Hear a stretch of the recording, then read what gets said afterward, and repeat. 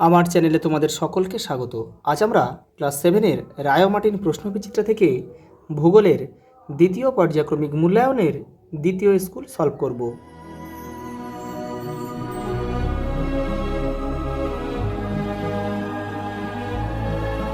দেখো, দ্বিতীয় স্কুল যারা প্রথম স্কুলটা দেখোনি তারা চ্যানেলের প্লেলিস্টে যাবে, ওখানে কিন্তু দেওয়া আছে, ওখান থেকে তোমরা করে নিও। দেখো, প্রথম প্রশ্ন দেখো, দুটি পাতের প্রবল চাপে মাঝখানে ভূভাগ ভাঁজ খেয়ে উঁচু হয়ে ওঠে যে পর্বত সৃষ্টি করে তা হলো ভঙ্গিল পর্বত। গ্রস্ত উপত্যকায় স্তূপ পর্বত দেখা যায়। দেখো, পরের প্রশ্ন দেখো, নদীর উচ্চ প্রবাহে আই আকৃতির উপত্যকা সৃষ্টির অন্যতম প্রধান কারণ কি? দেখো, ভূমির ঢাল কম থাকা, এটা হবে না।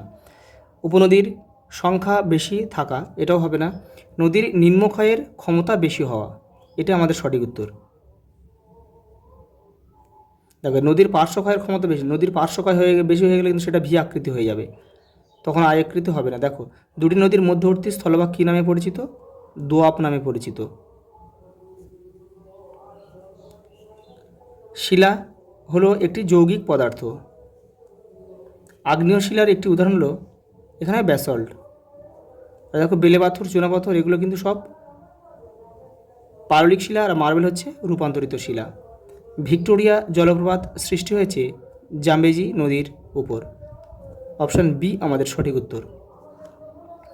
সাহারার শুকনো নদীখাত ওয়াদি নামে পরিচিত। অপশান সি আমাদের সঠিক উত্তর।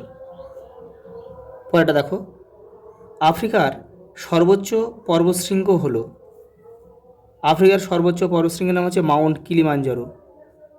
অপশান বি আমাদের সঠিক উত্তর। পরেরটা দেখো, ব্লু ও হোয়াইট নীলের সংযোগস্থলে অবস্থিত শহরটির নাম হচ্ছে খার্টুম। দেখো, পরের প্রশ্ন, শূন্যস্থান পূরণ করো। গঙ্গা, ব্রহ্মপুত্র, রাইন, দানিউব এরা হলো একাধিক দেশের মধ্যে দিয়ে প্রবাহিত আন্তর্জাতিক নদী। আন্তর্জাতিক নদী, কারণ যেসব নদী একাধিক দেশের মধ্যে দিয়ে প্রবাহিত হয় তাদের আন্তর্জাতিক নদী বলে।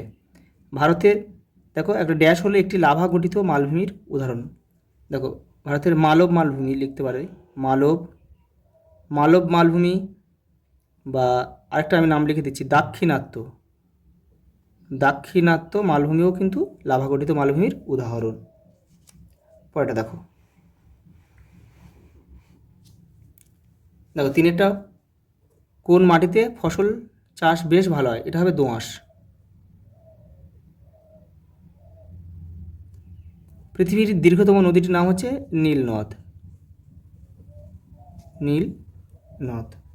পরেরটা দেখো, মরুভূমির সারিবদ্ধ উটের দলকে ক্যারাভান বলে।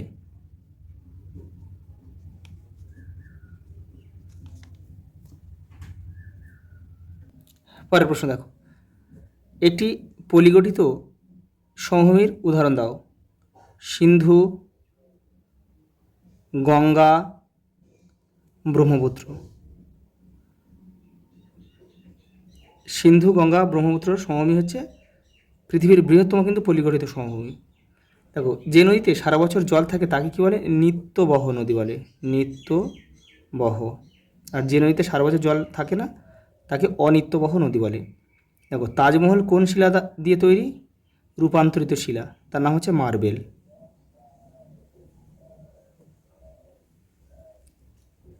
এটা কিন্তু একটা রূপান্তরিত শিলা। দেখো, পরেরটা, পৃথিবীর ছাদ কাকে বলে? পামির মালভূমিকে পৃথিবীর ছাদ বলে। পরেরটা দেখো, আফ্রিকার পূর্ব দিকে গ্রস্ত উপত্যকা অঞ্চলে দুটি হ্রদের নাম লেখো। তোমরা লিখবে টাঙ্গানিকা, আর লিখবে অ্যালবার্ট, অজফল আকার অ্যালবার্ট। পরেরটা দেখো, আফ্রিকা মহাদেশের নাতিশীতোষ্ণ তৃণভূমি কী নামে পরিচিত? ভেল্ট নামে পরিচিত।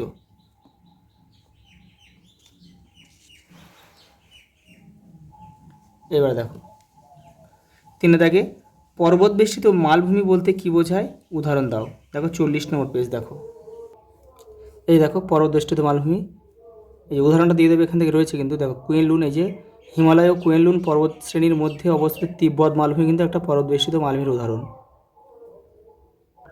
দেখো আর পর্বত বেষ্টিত মালভূমি কাকে বলে তোমরা লিখে দেবে, যে যে মালভূমিগুলি পর্বত দ্বারা বেষ্টিত বা ঘেরা। দেখো নদীর মোহনায় বদ্বীপ সৃষ্টির দুটি শর্ত উল্লেখ করো। দেখো 57 পেজে রয়েছে তোমাদের বইয়ের, এই যে দেখো এখানে দেখো, এখানে রয়েছে যে কোন কোন শর্তগুলো থাকলে বা মোহনায় বদ্বীপ গড়ে ওঠে না। যেমন দেখো এখানে বলেছে বদ্বীপ গড়ে ওঠার শর্ত, দেখো নদীতে পলির পরিমাণ কম থাকলে, তাহলে এটা আমরা কি লিখবো, এটা নদীতে পলির পরিমাণ বেশি থাকলে।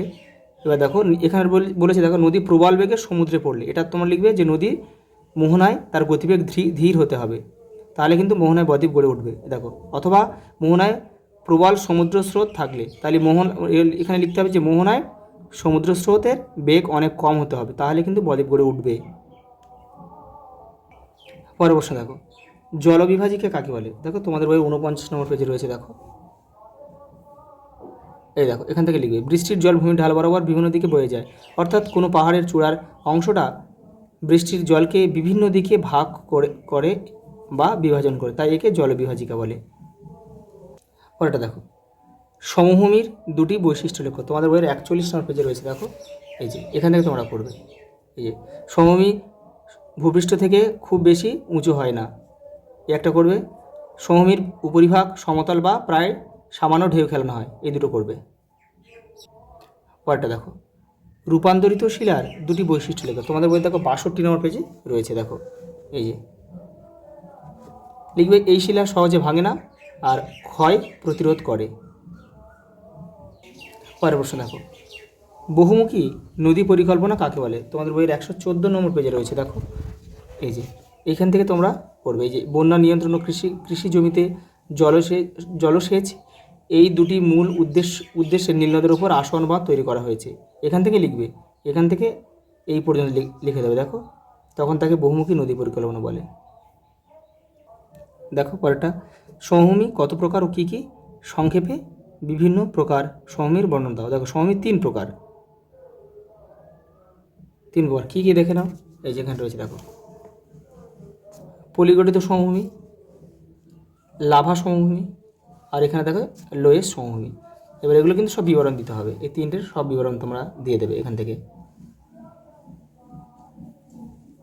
পরের প্রশ্ন দেখো, গিরিখাত ও ক্যানিয়ন কাকে বলে, উদাহরণ দাও। দেখো তোমাদের বই 54 নম্বর পেজে রয়েছে, দেখো এই যে গিরিখাত, দেখো একে গিরিখাত বলে, আর এইখানে দেখো এর ক্যানিয়ন বলে। এই যে উদাহরণ দেখো, ক্যানিয়নের উদাহরণ দিয়ে দিয়েছি, গ্র্যান্ড ক্যানিয়ন, কলোরাডো নদী। আর এই যে গিরিখাতের উদাহরণ এখানে দেওয়া আছে, ইচাং গিরিখাত, চীনে অবস্থিত। এটা দেখো, ভারতের প্রধান নদী গঙ্গার উচ্চ, মধ্য ও নিম্ন প্রবাহ কোথা থেকে কতদূর পর্যন্ত বিস্তৃত, লেখো। দেখে না তোমাদের বইয়ের 54 নম্বর পেজে রয়েছে, মানে উচ্চগতি কোথা থেকে কোন পর্যন্ত, মধ্যগতি কোথা থেকে কোন পর্যন্ত, এবং নিম্নগতি কোথা থেকে কোন পর্যন্ত, এটাই চেয়েছি। দেখো দেখো গঙ্গার উচ্চ প্রবাহ ভারতের প্রধান, দেখো এই প্রধান নদী গঙ্গার উচ্চ প্রবাহ গোমুখ থেকে হরিদ্বার পর্যন্ত। এবার দেখো মধ্য প্রবাহটা এবারে রয়েছে, এই যে দেখো মধ্য প্রবাহ হয়েছে হরিদ্বার থেকে পশ্চিমবঙ্গের মুর্শিদাবাদের মিঠিপুর পর্যন্ত গঙ্গার মধ্য প্রবাহ। আর দেখো নিম্ন প্রবাহ এখানে রয়েছে, দেখো এই যে মুর্শিদাবাদের মিঠিপুর থেকে বঙ্গোপসাগরের মোহনা পর্যন্ত গঙ্গার নদীর নিম্ন প্রবাহ।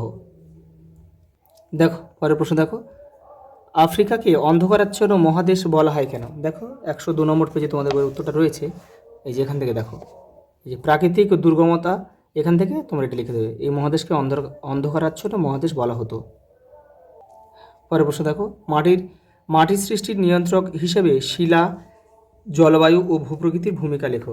এই যে এখানে রয়েছে, দেখো শিলা, জলবায়ু আর ভূপ্রকৃতি, এই তোমাদের বই 63 নম্বর পেজে রয়েছে, দেখো এই যে শিলা, জলবায়ু, ভূপ্রকৃতি, এই তিনটে লিখলে হয়ে যাবে এই পর্যন্ত। পরের প্রশ্ন দেখো, নীল নদের গতিপথ বর্ণনা করো। 106, এই দেখো এই যে নীল নদ রয়েছে, এখান থেকে তোমরা লিখবে এই পর্যন্ত। মোহনার কাছে তৈরি করেছে বিশাল বদ্বীপ। দেখো পরে 5 দাগের চিত্রসহ উদাহরণ ও চিত্রসহ পর্বতের শ্রেণীবিভাগ করে বর্ণনা করো। দেখো 38 নম্বর পেজে রয়েছে। দেখো এই যে পর্বতের শ্রেণীবিভাগ, পর্বতকে দেখো 3 ভাগে ভাগ করা যায়। কী কী দেখো, ভঙ্গিল পর্বত এবারে রয়েছে, এই যে ভঙ্গিল পর্বত, স্তূপ পর্বত আর আগ্নেয় পর্বত। এই যেগুলো সব কিন্তু সংজ্ঞা লিখতে হবে, তোমাদের ছবিও দিতে হবে। এই যে আগ্নেয় পর্বত। পরের প্রশ্ন দেখো, নদীর মধ্যপ্রবাহে অশ্বক্ষুরাকৃতির হ্রদ ও মিয়েন্ডার কীভাবে সৃষ্টি হয়েছে তা চিত্রসহ আলোচনা করো। দেখো এই যে অশ্বক্ষুরাকৃতির হ্রদ রয়েছে তোমাদের লাস্টে একদম, এই যে এখান থেকে এইটা, আর মিয়েন্ডার রয়েছে দেখো এই যে এখান থেকে এই পর্যন্ত। পরের প্রশ্ন দেখো, সাহারা মরুভূমির ভূমিরূপ বর্ণনা করো। 117 নম্বর পেজে রয়েছে। দেখো এই যে সাহারার ভূমিরূপ, দেখো কী কী রয়েছে, দেখো এখানে আর্ক রয়েছে, এগুলো লিখতে হবে, হামাদা, তারপর লিখতে হবে ওয়াদি, রেক, এইগুলোই লিখতে হবে। পরের প্রশ্ন দেখো, আফ্রিকা মহাদেশের জলবায়ু ও স্বাভাবিক উদ্ভিদের বৈচিত্র্যের কারণ লেখো। 108 নম্বর পেজে রয়েছে। দেখো এই যে এই দেখো স্বাভাবিক জলবায়ু ও স্বাভাবিক উদ্ভিদের বৈচিত্র্যের কারণ, এইগুলো লিখতে হবে। এই যে 4টে পয়েন্ট রয়েছে, এই যে নামগুলো লিখে এই বক্স করে লিখতে হবে, নিচেরগুলো দরকার নেই। আজ এই পর্যন্ত, দেখা হবে পরের ভিডিওতে।